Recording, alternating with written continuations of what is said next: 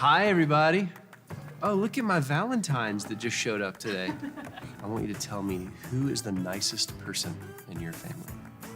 Mom or dad? She came through. Do you know how your parents met? No. How did your parents meet, Bella? They met when they were in college. And then they went, hello. My mom was eating lunch at the cafeteria. And Dad said, look at this pretty girl in pink. Yep. And that was the end of it. That was the end of it. At what age do you think a kid should be allowed to have their own cell phone? Probably 10 or 11. Probably like 10 or 11. Yeah. 11. Like 1 to 6th grade, probably. Oh my gosh, like maybe 8th grade. Colin, where did babies come from? My mom's tummy. Yeah, tummy. God.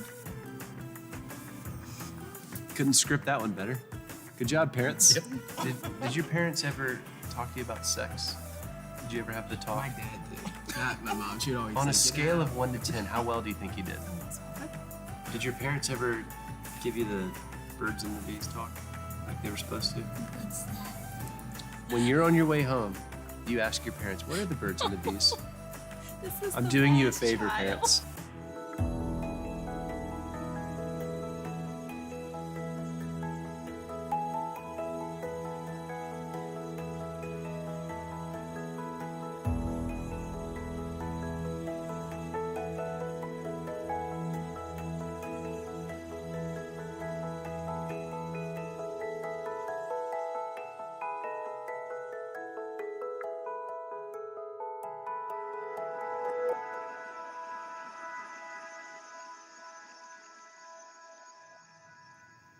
Parenting humans can be unpredictable. I mean, have you ever noticed that? In my own parenting, there have been some moments that I just didn't see coming. Like, for example, I still remember when my 2 oldest were about the ages of 4 and 2, and we were getting ready for bed one night. I was walking down the hall in our house, and I happened to look into the bathroom and notice that my son was going to the bathroom while my daughter was sitting on the potty. I just didn't anticipate that I was going to have to stare eyeball to eyeball with another human being and have the conversation that went, hey, bud, in our house, we use the potty one at a time. In fact, I'm pretty sure that's how it goes in most families. Or maybe there was another time I didn't see coming when we were sitting around the table and my son just started reciting the Lord's Prayer. And I didn't even know that he knew the Lord's Prayer. And all of a sudden, as a mom, I thought, this is a moment. I should do something. I should commemorate this. We should talk about it. But I just didn't see that it was coming. Or there was another moment in our home when I thought my kids were taking a nap.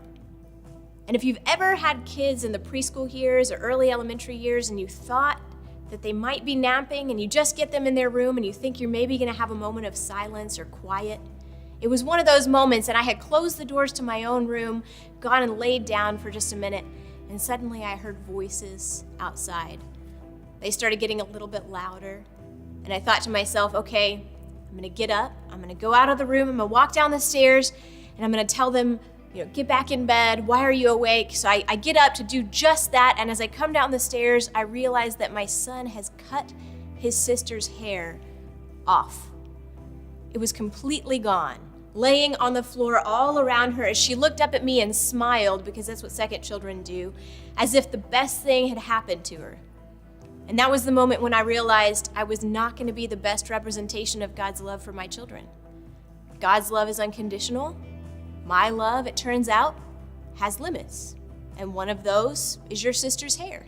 If you think about your own family, you might have to admit there are probably some things that caught you off guard. That's just because as parents, we don't anticipate what we don't anticipate. While humans are unpredictable and there will always be some things you don't anticipate, there are also a few things that you probably can anticipate. I mean, think about it this way.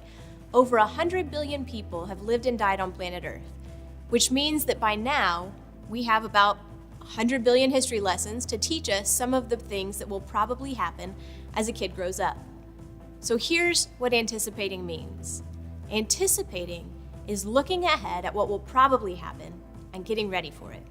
Like recognizing that your toddler is probably going to go through potty training, or that your kindergartner might lose a first tooth, or that your kid will probably sooner rather than later begin to beg you for a cell phone. There are some things that if we pause and think about it, we would probably do a better job of anticipating. So why don't we? I mean, here's my guess. I think most of us as parents fail to anticipate for two reasons. Life is busy and life is loud. I mean, life is busy is just another way of saying you probably have more on your plate than just simply parenting an 11-year-old. You might be someone's boss or someone's employee or someone's daughter, sister, brother, uncle, friend. In my own parenting, I often find that it's easy for me to begin focusing on maybe my 8-year-old and forget that over here my 5-year-old is growing up. And when I say that life is loud, that just means there are multiple voices, all trying to get your attention as a parent. Everybody knows that they need your cooperation in order to influence your child. So, you have messages from the pediatrician, the coach, the pastor, a teacher, grandparents, news articles, social media. It can seem like everyone everywhere is trying to get your attention. And if you're not careful, you can spend so much time trying to keep up that you fail to pause and anticipate some of the things that you might know are coming for your kid. Here's the problem. There's simply too much at stake not to anticipate some things. I'm going to share some statistics with you that we came across in our phase research. These aren't intended to scare you, but simply to lean in for a minute and be honest about what's really going on in our kids' lives. I mean, think about this. 38% of middle school boys report using protein supplements. Now, maybe that's not your kid, but what does that tell you about the world our kids are growing up in and the pressure they're under to look a certain way? Or how about this one? 17% of high schoolers drink, smoke, or use drugs during the school day. Again, you might simply be sighing a deep sigh of relief that your kid isn't doing those things, or maybe that they just aren't in high school yet. But what does this show us about the level of stress that many of our teenagers feel? 14 is the average age when a kid begins cutting. 61% of 18-year-olds report being sexually active. 43% of children have used social media to message a stranger. Now that might make you feel a little bit of fear, but anticipating doesn't mean we live in fear. Actually, anticipating the kind of things our kids are likely to come up against can actually alleviate some fear.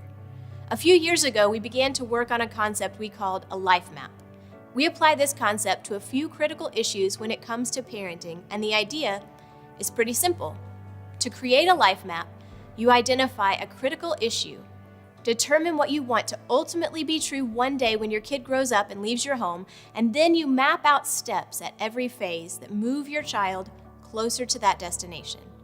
As an example, in each one of our 18 phase guides, we chose 4 critical issues that we know every parent is concerned about for their children: health, sex, technology, and faith. Then, we imagined what most parents would ultimately want to be true for their children in each of these areas. For health, we said most parents would want their kids to have healthy habits, which we define this way: learning to strengthen my body through exercise, nutrition, and self-advocacy. When it came to sex, we said most parents would say they want their kid to grow up with sexual integrity, which we define as guarding my potential for intimacy through appropriate boundaries and mutual respect. And when it comes to mobile devices, doesn't every parent want their kid to have technological responsibility? I mean, we all want our kids to know how to leverage the potential of online experiences to enhance their offline community and success. We'll talk more about faith in the next session, but for now, here's the thing that matters. If you haven't imagined the end, if you haven't ever thought about what you want to ultimately be true for your kid, then you'll always have a reactive approach to parenting. Here's another way to say that. Without a clear destination, you tend to only focus on right now.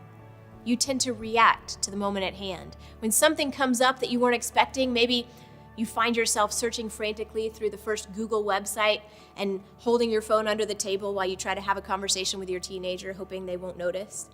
I mean, without a clear destination, you also tend to do whatever makes your kids happy. I know with younger kids, I certainly use this approach a lot. I mean, I just know that if we're on the road and the baby starts crying in her car seat and the middle child will start to whine about the crying and then the oldest will start shouting at me because I'm not making the younger kids get quiet. So I just pass them all a bag of Skittles. Another thing that happens is that without a clear destination, you tend to fear what you can't control. These are the moments when you get your children to bed and you go to your room and things are quiet. And it's the time of day right before you fall asleep, and there's this little voice in your head that begins to wonder, am I messing this up? Am I really doing what I should be doing? When you imagine the end, you begin to see things differently. When you know what you ultimately want to be true in your kid's life, it will help you stay focused, prioritize your efforts, and maintain perspective. Each phase will have unique challenges and opportunities when it comes to helping your kids grow with healthy habits, sexual integrity, and technological responsibility. That's why we put together conversation guides for every phase. Each guide is a way of scripting the kind of things you should probably talk about with your kid at each phase. Whenever I talk through the conversation guides, I get this one question. What if it's too late? What if I'm hearing this for the first time and my kid's an 11th grader? I mean, I tend to say, that's too bad. I mean, you've messed this kid up. Maybe just have another one and start over. I'm just kidding. You can always start at any point. The point of the map isn't where you start, it's where you're headed. You have to start where you are. And there are two more things to remember as you have important conversations in your home.